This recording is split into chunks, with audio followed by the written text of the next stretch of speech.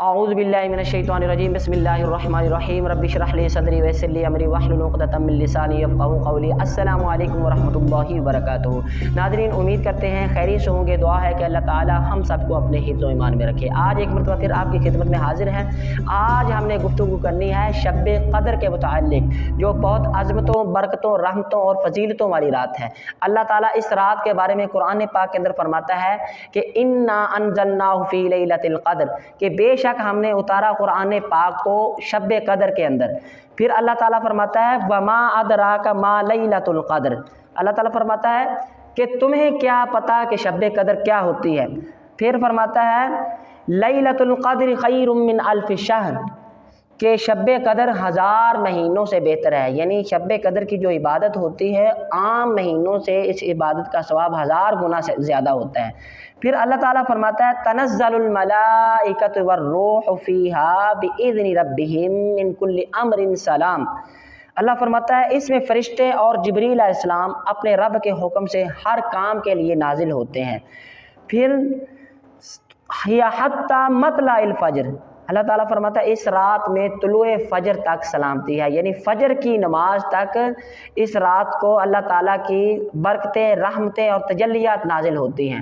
और फरिश्ते भी जो आते हैं इस दुनिया के अंदर, अल्लाह ताला अपने फरिश्तों को भेजता है, आकर देखते हैं कि अल्लाह का फ़लाँ बंदा क्या कर रहा है, कौन सी इबादत कर रहा है और कौन से काम में लगा हुआ है। वो अल्लाह ताला के यहाँ जाकर बताते हैं कि फ़लाँ बंदा तेरा जिक्र कर रहा है, फ़लाँ बंदा तेरा नफल पढ़ रहा है, फ़लाँ बंदा तेरा नमाज़ पढ़ रहा है। तो अल्लाह ताला उसके मुताबिक अपने बंदों पर ये जो है अपनी तजल्लियात फरमाता है। अहादीस के अंदर भी इसका बहुत जिक्र आया है, बहुत फजीलत बयान की गई है। सरकार दो आलम सल्लल्लाहु अलैहि वसल्लम का फरमाने आलिशान है। हुजूर ने फरमाया कि जो आदमी हालत ईमान में तलब सवाब के लिए शब कदर में क़याम करता है कि इसके साबका जो गुनाह होते हैं सारे माफ़ कर दिए जाते हैं।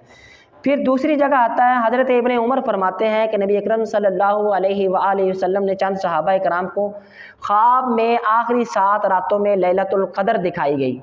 रसूलुल्लाह सल्लल्लाहु अलैहि वसल्लम ने फरमाया मैं देखता हूँ कि तुम्हारा ख्वाब आखिरी 7 रातों के मुताबिक है। 7 रातें यानी जो आखिरी अशरे की 7 रातें होती हैं, शब कदर इनके अंदर हो सकती है। तो हुजूर ने फरमाया पास जो शख्स लैलतुल क़द्र को तलाश कर लेता है तो वो आखिरी 7 रातों में तलाश करें। ये मुस्लिम शरीफ की हदीस है। फिर दूसरी जगह आता है, हज़रत आयशा सिद्दीक़ा रज़ियल्लाहु ताला अन्हा फरमाती हैं कि रमज़ान की आखिरी 10 रातों में एतकाफ़ हुज़ूर सल्लल्लाहु अलैहि वसल्लम आखिरी 10 रातों में एतकाफ़ फरमाते और इरशाद फरमाते कि रमज़ान की आखिरी 10 रातों में लैलतुल क़द्र को तलाश किया करो। तो फिर एक जगह आता है, हज़रत अनस रज़ियल्लाहु ताला अन्हु आप फरमाते हैं कि एक मरतबा रमज़ानुल मुबारक का महीना आया तो हुज़ूर सल्लल्लाहु अलैहि वसल्लम ने फरमाया कि तुम्हारे ऊपर एक महीना आता है जिसकी एक रात जो 1000 महीनों से अफजल है। जैसा कि पहले सूरतुल क़द्र के अंदर मैंने ये जो है अर्ज़ की, उसका तर्जमा किया। अब हदीस मुबारक भी है, हुज़ूर सल्लल्लाहु अलैहि वसल्लम ने फरमाया कि 1000 महीनों से अफजल है। हुज़ूर ने फरमाया जो शख्स इस रात से महरूम हो गया गोया सारी खैर से महरूम हो गया और इसकी भलाई से महरूम नहीं रहता मगर वो शख्स जो हकीकतन महरूम ही है। ये इब्ने माजा की हदीस है कि यानी इस रात से जो महरूम हो गया हकीकी तौर पर वो भलाई से महरूम हो गया, भलाई नहीं पा सका। तो हमें कोशिश करनी कि इस रात जो अल्लाह ताला ने हमें एक तोहफे के तौर पर अता फरमाई है, ख़ास इबादत करें, जितना हो सके ज़िक्र करें, जितना हो सके दुआएं करें। तो इस रात के बारे में फिर ये है कि लाजमी नहीं है, हम अक्सर लोग कहते हैं 27वीं की रात, 27वीं की रात को नहीं कि रमज़ान मुबारक की 27वीं रात के अंदर ही लैलतुल क़द्र हो। इसके अंदर बाज़ उलमा का इख्तलाफ है। बाज़ फरमाते हैं ताक रातों में, जो जैसा कि हुज़ूर सल्लल्लाहु अलैहि वसल्लम ने फरमाया आखिरी ताक रातों में तलाश करो, उनमें कोई भी हो सकती है। लेकिन जमहूर जो उलमा कराम है उनका जो है फरमाना है कि ज़्यादा जो है 27वीं रात ज़्यादा फजीलत रखती है। तो 27वीं रात के अंदर शब कदर हो सकती है।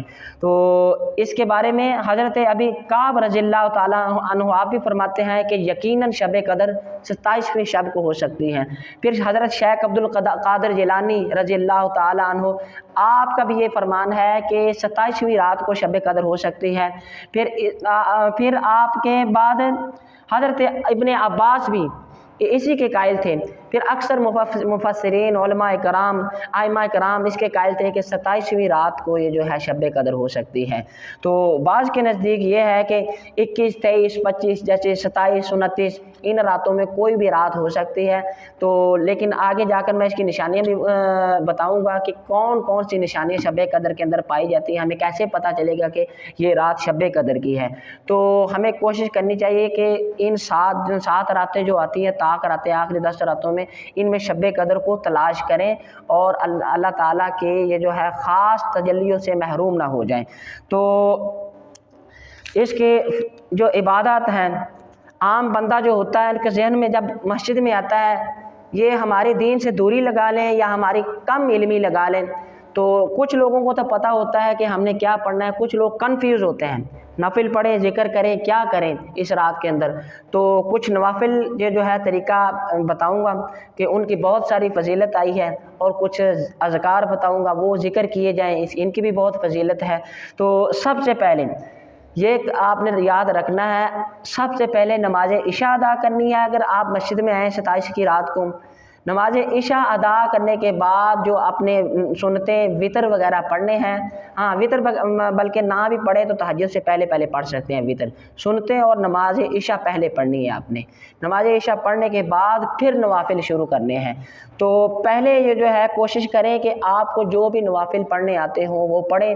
تو دوسری جگہ اگر آپ پڑھنا چاہتے ہیں کہ 4 رکعت نوافل، حضور صلی اللہ علیہ وسلم کا فرمان ہے کہ جو 4 رکعت نوافل اس طرح پڑھے کہ ہر رکعت میں سورہ فاتحہ اور سورۃ التکاثر 1 دفعہ اور سورۃ اخلاص 3 مرتبہ پڑھیں، اس کے 2 فائدے ہوں گے کہ بوقت مرگ سکرات میں آسانی ہوگی، یعنی موت کے وقت آسانی سے زبان پر کلمہ نصیب ہوگا، موت آسانی سے ہوگی۔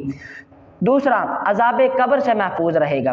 یہ نزاہۃ المجالس جلد نمبر 1 میں بیان کیا گیا ہے۔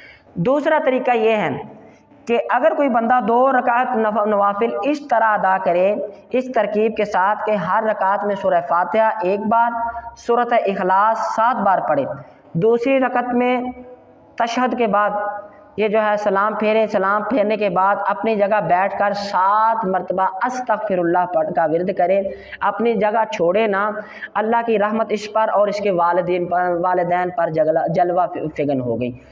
پھر تیسری جگہ 4 رکعات پڑھنے کا طریقہ، ان کی بھی بہت ساری فضیلت ہے کہ جو بندہ 4 رکعت نوافل اس طرح پڑھے گا کہ ہر رکعت میں سورہ فاتحہ کے بعد 1 بار سورۃ القدر اور سورۃ اخلاص 27 بار پڑھے گا۔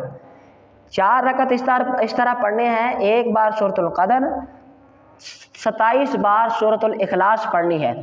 دوسری نماز یہ ہے کہ 4 رکعت نوافل اس طرح پڑھیں کہ ہر رکعت میں سورۃ فاتحہ کے بعد سورۃ القدر 3 بار اور سورۃ الاخلاص 50 مرتبہ پڑھی جائے، پھر سلام کے بعد سجدہ ریز ہو کر یہ پڑھا جائے سبحان اللہ والحمد للہ ولا الہ الا اللہ واللہ اکبر۔ اس کے بعد انسان جو بھی دعا مانگے گا اللہ تعالیٰ کے ہاں مقبول ہوگی، کوئی بھی دل سے دعا مانگے گا دلی مراد انشاءاللہ العزیز پوری ہوگی۔ پہلا طریقہ، یہ جو 2 طریقے میں نے اکٹھے بتا دیے ہیں کہ پہلا طریقہ یہ 4 رکعتیں پڑھنی ہے، پہلی رکعت میں جیسے پڑھنی ہے الحمدللہ کے بعد سورۃ القدر 1 مرتبہ، سورۃ الاخلاص 27 بار پڑھنی ہے، چاروں رکعتیں اسی طرح پڑھنی ہے۔ تو دوسرا طریقہ یہ ہے 4 رکعتیں آپ نے پڑھنی ہے تو ہر رکعت میں سورۃ القدر 3 بار اور سورۃ الاخلاص 50 مرتبہ پڑھنی ہے۔ ان دونوں طریقوں میں سے آپ جو مرضی پڑھ سکتے ہیں۔ ان کی فضیلت یہ ہے کہ آپ دل سے جو بھی دعا مانگے اللہ تعالیٰ کا آپ کی دعا قبول کریں گے۔ اس کے بعد آتے ہیں وظائف کی طرف۔ آپ کوئی وظیفہ کرنا چاہتے ہیں تو اس کا خاص جو وظیفہ ہے تو ام المؤمنین حضرت عائشہ صدیقہ رضی اللہ تعالی عنہ آپ فرماتی ہیں کہ یا رسول اللہ، کہ اگر مجھے، حضرت عائشہ صدیقہ رضی اللہ تعالیٰ عنہ نے حضور سے عرض کی کہ یا رسول اللہ اگر مجھے یہ معلوم ہو جائے کہ لیلۃ القدر فلاں رات ہے تو میں اس رات کو کیا کروں؟ تو حضور صلی اللہ علیہ وسلم نے فرمایا تو آپ یہ دعا پڑھا کریں، اللہم انک عفو تحب العفو فاعف عنی۔ یہ شب قدر کی خاص دعا ہے، یاد رکھیں۔ تو یہ دعا پڑھیں جتنی ہو سکے۔ تو ترمذی شریف کے اندر اس کا یہ جو ہے یہ ذکر آیا ہے، اس کا ترجمہ یہ ہے کہ یا الہی تو گناہوں کو معاف فرمانے والا ہے، درگزر کرنے والوں کو پسند فرماتا ہے، میری خطاؤں کو معاف فرما۔ تو نوافل کے بعد جب آپ فارغ ہو جائیں، قرآن پاک کی تلاوت کریں، خوبصورتی کے ساتھ تلاوت کریں، دل سے تلاوت کریں۔ تو تلاوت کرنے کے بعد کوئی اللہ تعالیٰ کے کوئی بھی خاص نام اس کا ذکر کر لیں۔ اگر آپ کوئی اور وظیفہ نہیں کر سکتے، صرف یہی پڑھیں استغفر اللہ ربی من کل ذنب واتوب الیہ۔ اگر یہ نہیں پڑھ سکتے، صرف استغفر اللہ کا جو ہے وظیفہ کرتے رہیں، اللہ تعالیٰ آپ کے سارے گناہوں کو معاف فرمائے گا انشاءاللہ العظیم۔ اس کی بہت ساری فضیلت۔ آپ باتیں ہیں شب قدر کی کیا کیا نشانیاں ہیں۔ شب قدر کی ائمہ کرام نے جو ہے بزرگان دین نے 12 نشانیاں یہ جو ہے بتائی ہیں کہ شب قدر کی کیا کیا نشانیاں ہیں۔ پہلی نشانی بزرگان دین فرماتے ہیں کہ شب قدر صاف اور شفاف چمکدار ہوتی ہے۔ اس رات میں نہ زیادہ گرمی ہوتی ہے اور نہ زیادہ ٹھنڈک ہوتی ہے۔ دوسری نشانی یہ ہے کہ یہ رات موسم بہار کی راتوں کی مانند ہوتی ہے۔ پھر اگلی نشانی ہے معتدل اور خوشگوار فضا ہوتی ہے اس میں۔ پھر اس کے بعد اگلی نشانی ہے کہ اس رات میں شہاب ثاقب نہیں ٹوٹتے۔ رات کے پچھلے پہر میں بے حد کیف و سرور ہوتا ہے اس رات، یعنی شب قدر کی رات۔ پھر اگلی نشانی یہ ہے کہ آسمانوں کی طرف دیکھنے سے نور زمین کی طرف آتا ہے۔ ایسا معلوم ہوتا ہے کہ اللہ تعالیٰ کے جو ہے آسمانوں سے یہ جو اللہ تعالیٰ نور ظاہر ہو رہا ہے زمین کی طرف۔ تو پھر اگلی نشانی یہ ہے کہ شب قدر کے بعد والی صبح جو ہوتی ہے، شب قدر کی اگلی صبح ہوتی ہے، سورج میں تیزی نہیں ہوتی ہے، ٹھنڈی ٹھنڈی کرنی ہوتی ہے۔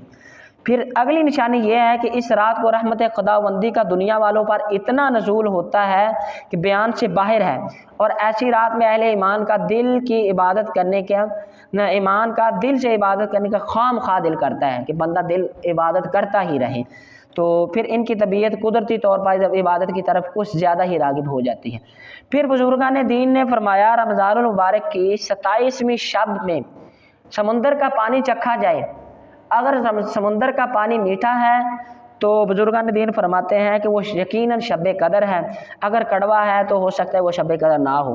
پھر یہاں تک کہ درخت بھی اس رات میں سجدہ ریز ہوتے ہیں اور زمین پر گر پڑتے ہیں، پھر اپنی جگہ پر آ جاتے ہیں، مگر عام لوگوں کی نسبت اہل نظر کو شب قدر کا زیادہ مشاہدہ ہوتا ہے۔ پھر اس رات کو عشاء اور فجر کی نماز باجماعت ادا کرنی چاہیے، کیونکہ نماز جماعت ادا کرنے کا ثواب شب بیداری سے زیادہ افضل ہے۔ عام دنوں میں بھی یہ یاد رکھیں، یعنی کہ بندہ ساری رات ہم محفل نعت کرتے رہے، محفل جیسے ہمارے علماء فرماتے ہیں محفل ذکر کرتے رہے تو صبح کو فجر ہی نہ پڑھے، تو اس کا یوں ہے کہ ساری رات ہمارا فضول بیٹھنا، ٹھیک جو ہے نماز افضل ہے۔ تو یہ یاد رکھنا ہے کہ ساری رات آپ نفل پڑھتے رہیں، ذکر کرتے رہیں، تو جب فجر کا ٹائم ہو سحری کر کے سو گئے۔ بعض حضرات ایسے کرتے ہیں، ایسے نہیں کرنا چاہیے۔ پھر جن لوگوں نے شب قدر دیکھی ہے کہ ان کا کہنا ہے کہ ایک خاص قسم کی روشنی ظاہر ہوتی ہے، لیکن اس کا ظہور صرف ان لوگوں پر واضح ہوتا ہے جن پر اللہ تعالیٰ ظاہر کرنا چاہے، ورنہ ساتھ بیٹھے ہوئے دو انسانوں میں سے اس رات ایک جلوہ پا جاتا ہے اور دوسرا محروم رہ جاتا ہے۔ یہ دیکھیں شب قدر کی یہ جو ہے یہ عنایت اللہ تعالیٰ فرماتا ہے اپنے خاص بندوں پر، ٹھیک ہے۔ کہ کوشش مطلب اللہ یہ بتانے کا ہے کہ ہم جو بھی اس رات عبادت کریں دل سے کریں، اللہ تعالیٰ کے ہاں گڑ گڑا کر اپنی یہ جو ہے دعائیں کریں، تو اللہ تعالیٰ یہ جو ہے ہم پر اپنے خاص تجلیات فرمائے گا۔ تو شب قدر کی عبادت پہلے ہم نے آپ کو نوافل بتائے ہیں۔